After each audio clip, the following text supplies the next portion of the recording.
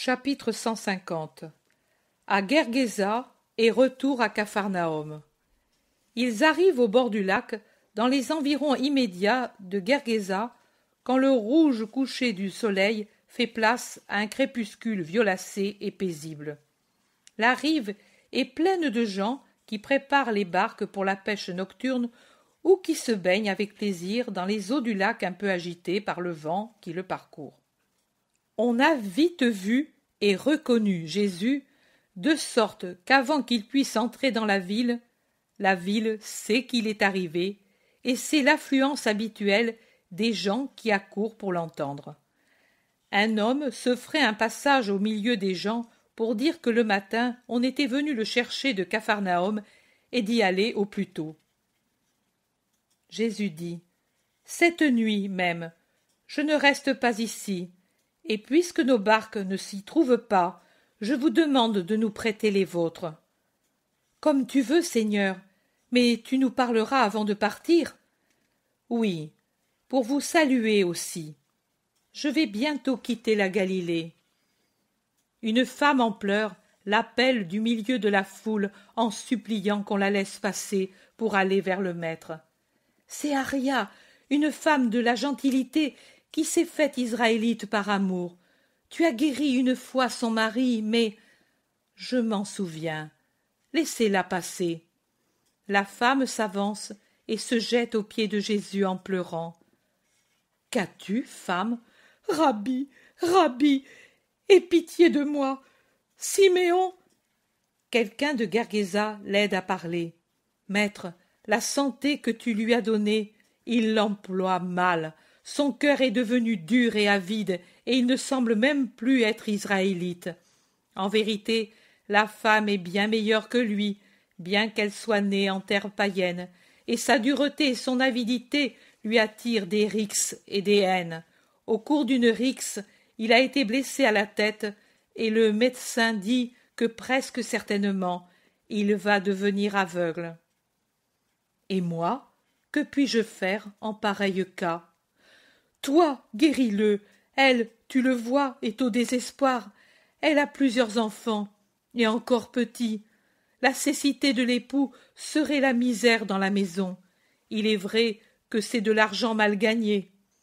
Mais la mort serait un malheur, car un mari, c'est toujours un mari, et un père, c'est toujours un père, même si au lieu d'amour et de pain, il donne des trahisons et des coups. Je l'ai guéri une fois, et lui ai dit : ne pêche plus. Lui a péché davantage encore.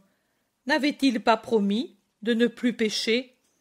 N'avait-il pas fait vœu de ne plus être usurier et voleur si je le guérissais, et de rendre le bien mal acquis à qui il le pouvait, et, quand il ne le pouvait pas, de l'employer pour les pauvres? Maître, c'est vrai, moi j'étais présent, mais l'homme manque de fermeté dans ce qu'il se propose. Tu as bien dit. Et ce n'est pas Siméon seulement. Nombreux sont ceux qui, comme dit Salomon, ont deux poids et une balance fausse, et non seulement au sens matériel, mais aussi dans leurs jugements et leurs actions, et dans leur comportement envers Dieu. C'est encore Salomon qui dit : c'est une ruine pour l'homme de dévorer les saints, et après avoir fait un vœu, de s'en repentir. Mais il y en a trop qui font ces choses. Femme, ne pleure pas, mais écoute et sois juste, puisque tu as choisi une religion de justice. Que choisirais-tu si moi je te proposais deux choses? Celle-ci: guérir ton époux et le laisser vivre pour qu'il continue à se moquer de Dieu et à accumuler les péchés sur son âme, ou le convertir, lui pardonner et le laisser mourir? Choisis. Ce que tu choisiras, je le ferai. La pauvre femme passe par un bien dur combat. L'amour naturel, le besoin d'un homme qui, bien ou mal, gagne pour les enfants, la pousserait à demander la vie. Son amour surnaturel envers l'époux la pousse à demander pardon est mort. Les gens se taisent, attentifs, émus, attendant sa décision. Finalement, la pauvre femme se jette de nouveau sur le sol, s'accrochant aux vêtements de Jésus comme pour y puiser de la force, et elle gémit. « La vie éternelle! Mais aide-moi, ô Seigneur !» Et il semble qu'elle meure, tant elle abat son visage contre terre. Tu as pris le meilleur parti, que tu en sois béni. Il y en a peu en Israël qui t'égaleraient en crainte de Dieu et en justice. Lève-toi, allons le trouver. Mais Seigneur, vas-tu vraiment le faire mourir? Et comment ferai-je? La créature humaine ressort du feu de l'esprit comme le phénix de la mythologie. Elle souffre et s'effare humainement. Ne crains pas, femme. Toi, moi, nous tous, nous confions tout au Père des cieux, et lui agira avec son amour. Es-tu capable de le croire? Oui, mon Seigneur. Alors, allons en disant la prière de toutes les demandes et de tous les réconforts. Et tout en marchant, entouré et suivi d'une foule nombreuse, il dit lentement le pater. Le groupe des apôtres l'imite, et dans un chœur bien ordonné, les phrases de la prière s'élèvent au-dessus du bruit de la foule qui, prise par le désir d'entendre prier le Maître, se tait peu à peu, de sorte que l'on entend parfaitement les dernières demandes dans un silence solennel. Le pain quotidien, le Père te le donnera, je te le garantis en son nom, dit Jésus à la femme, et il continue en s'adressant non pas à elle seule, mais à tous. Et vos fautes vous seront pardonnées si vous pardonnez à celui qui vous a offensé et qui vous a fait du tort. Lui a besoin de votre pardon pour avoir celui de Dieu, et tous ont besoin de la protection de Dieu pour ne pas tomber dans le péché comme Siméon. Souvenez-vous-en. Ils sont arrivés à la maison, et Jésus y entre avec la femme et avec Pierre, Barthélemy et le zélote. L'homme, étendu sur une couchette, le visage couvert de bandes et de linge mouillé, s'agite et délire. Mais la voix ou la volonté de Jésus le ramène à lui-même, et il crie « Pardon, pardon, je ne retomberai plus dans le péché. Ton pardon comme l'autre fois. Mais guérir aussi comme l'autre fois. Aria, Aria, je te le jure, je serai bon. Je n'userai plus de violence ni de fraude. Je ne... » L'homme est prêt à tout promettre par peur de la mort. Pourquoi veux-tu cela? Demande Jésus. Pour expier ou parce que tu crains le jugement de Dieu? Cela. Mourir maintenant? Non. L'enfer. J'ai volé l'argent du pauvre. J'ai usé de mensonges. J'ai frappé le prochain et fait souffrir les miens. Oh! La peur n'est pas bonne. Il faut le repentir. Un repentir vrai, ferme. La mort ou la cécité? Oh, châtiment! Ne plus voir! Ténèbres! Ténèbres! Non! Si elles sont terribles, les ténèbres des yeux, ne sont-elles pas plus horribles pour toi, celles du cœur? Et ne crains-tu pas celles de l'enfer, éternelle, horrible? La privation continuelle de Dieu? Les remords continuels? La douleur de t'être tué toi-même pour toujours en ton esprit? N'aimes-tu pas ta femme? Et n'aimes-tu pas tes enfants? Et ton père, ta mère, tes frères, ne les aimes-tu pas? Eh bien, tu ne penses pas que tu ne les auras plus avec toi si tu meurs damné? Non, Non, pardon, pardon. Expier, ici, oui, ici. Même la cécité, Seigneur, mais l'enfer, non. Que Dieu ne me maudisse pas, Seigneur, Seigneur. Tu chasses les démons et tu pardonnes les fautes. Ne lève pas la main pour me guérir, mais pour me pardonner et me délivrer du démon qui me tient. Mets-moi une main sur le cœur, sur la tête. Délivre-moi, Seigneur. Je ne puis faire de miracle. Réfléchis. Si je te délivre du démon, je te laisserai la maladie. Il n'importe, sois le sauveur. Qu'il en soit comme tu veux. Sache profiter de la grâce qui est la dernière que je te fais. Adieu. Tu ne m'as pas touché. Ta main, ta main.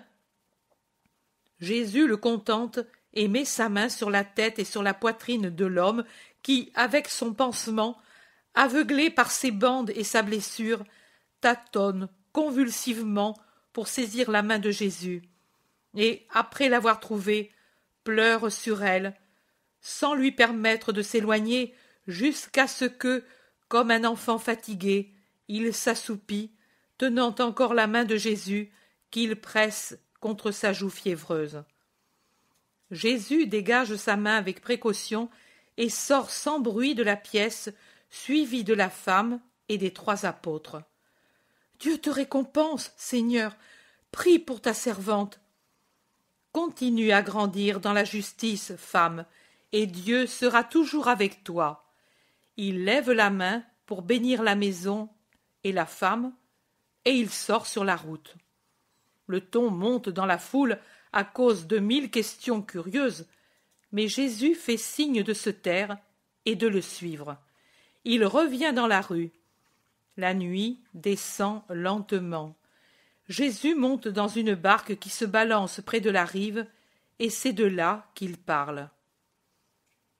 Non, il n'est pas mort, et il n'est pas guéri selon la chair. Son esprit a réfléchi sur ses fautes, il a donné une juste direction à sa pensée, et il a été pardonné parce qu'il a demandé l'expiation pour avoir le pardon. Vous tous, aidez-le dans son chemin vers Dieu.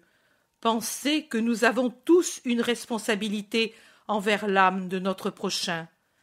Malheur à celui qui donne le scandale, mais malheur aussi à celui qui, par son attitude intransigeante, effraie quelqu'un qui vient tout juste de naître au bien, en le repoussant avec intransigeance du chemin sur lequel il s'est engagé.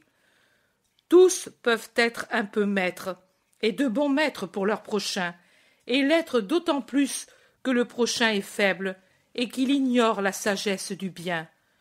Je vous exhorte à être patient, plein de douceur et de longanimité avec Siméon.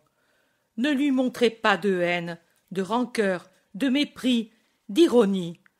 Ne rappelez pas le passé, ni en vous, ni à lui. L'homme qui se relève après un pardon, un repentir, après un sincère bon propos, a une volonté, mais il a aussi le poids, l'héritage des passions, des habitudes du passé. Il faut savoir l'aider à s'en libérer, et avec beaucoup de discrétion, sans faire d'allusion au passé. Ce serait imprudence envers la charité et envers la créature humaine. Rappeler sa faute au coupable repenti, c'est le rabaisser. Il suffit pour le faire de sa conscience réveillée. Rappeler à la créature son passé, c'est provoquer des réveils des passions, et parfois des retours aux passions dominées, des consentements. Dans le meilleur des cas, c'est toujours donner des tentations. Ne tentez pas votre prochain, soyez prudents et charitables.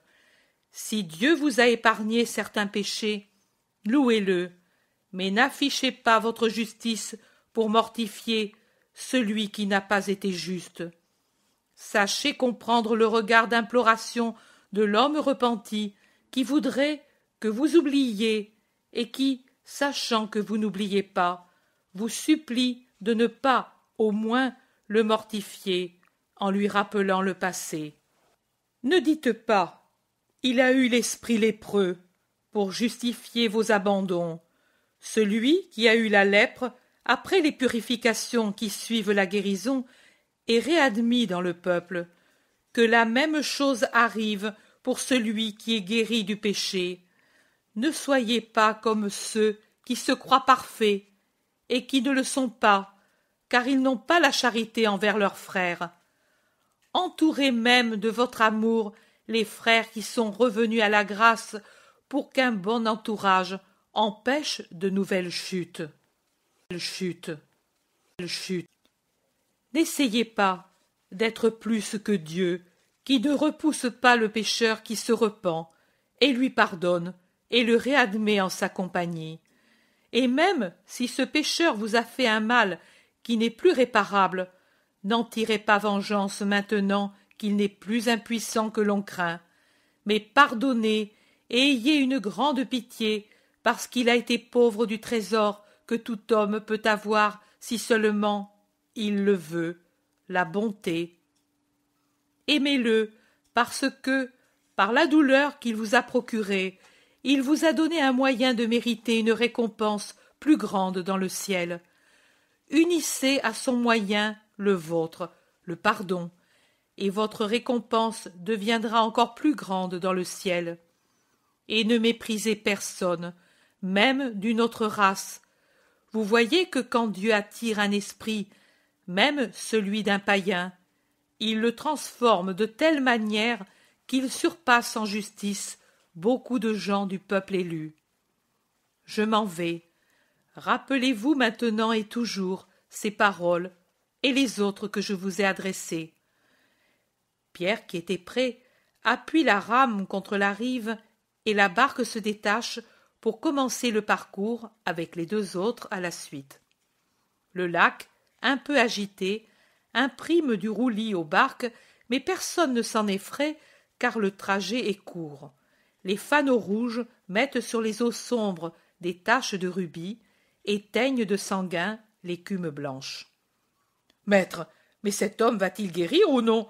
Je n'ai rien compris, » demande Pierre après un moment sans lâcher le timon. Jésus ne répond pas. Pierre fait un signe à Jean qui est assis au fond de la barque au pied du maître, la tête appuyée sur les genoux de Jésus. Et Jean répète la question à voix basse. « Il ne guérira pas. »« Pourquoi, Seigneur? Moi je croyais, d'après ce que j'avais entendu, qu'il devrait guérir pour expier. »« Non, Jean, il pécherait de nouveau, car c'est un esprit faible. » Jean pose de nouveau sa tête sur les genoux de Jésus en disant « Mais toi, tu pouvais le rendre fort. » Et il semble faire un doux reproche.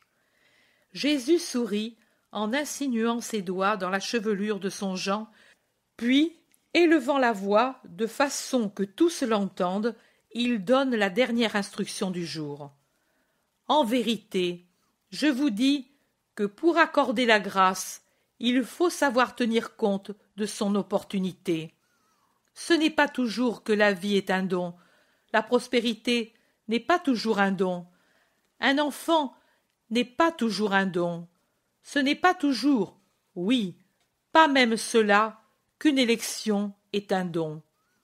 Tout cela devient don et le reste, quand celui qui le reçoit sait en faire un bon usage et pour des fins surnaturelles de sanctification. Mais quand de la santé, de la prospérité, des affections, de la mission, on en fait une ruine de son propre esprit, mieux vaudrait ne les avoir jamais. Et parfois, Dieu fait le plus grand don qu'il puisse faire en ne donnant pas ce que les hommes voudraient ou penseraient juste d'avoir comme une bonne chose. Le père de famille ou le médecin sage savent quelle chose il faut donner aux enfants ou aux malades pour ne pas les rendre plus malades ou pour qu'ils ne tombent pas malades. Pareillement, Dieu sait ce qu'il faut donner pour le bien d'un esprit. Alors cet homme va mourir. Malheureuse maison! Serait-elle par hasard plus heureuse si un réprouvé l'habitait? Et lui, serait-il plus heureux si en vivant il continuait à pécher? En vérité, je vous dis que la mort est un don quand elle sert à empêcher de nouveaux péchés et qu'elle prend l'homme pendant qu'il est réconcilié avec son Seigneur. La quille grince déjà sur les hauts fonds de Capharnaüm. Pierre crie « Oh, attends! Cette nuit, la bourrasque, le lac bout, le ciel est sans étoiles, noir comme de la poix. Mais vous entendez derrière les montagnes? Voyez quelle clarté! Tonnerre et éclairs, bientôt de l'eau, vite, mettez en lieu sûr les barques qui ne nous appartiennent pas. En route les femmes et l'enfant avant qu'il ne pleuve. Oh, donnez-nous un coup de main! Crie Pierre à d'autres pêcheurs qui enlèvent leurs filets et leurs paniers. À force de bras, on remonte la barque là-haut sur la plage pendant que les premières vagues viennent gifler les membres à demi nus et pousser les cailloux de la rive. Et puis, vivement, en route vers la maison, pendant que les premières grosses gouttes soulèvent la poussière de la terre brûlée en dégageant de fortes odeurs. Les éclairs sont déjà au-dessus du lac, alors que le tonnerre emplit d'un bruit fracassant la coupe que forment les collines des rives.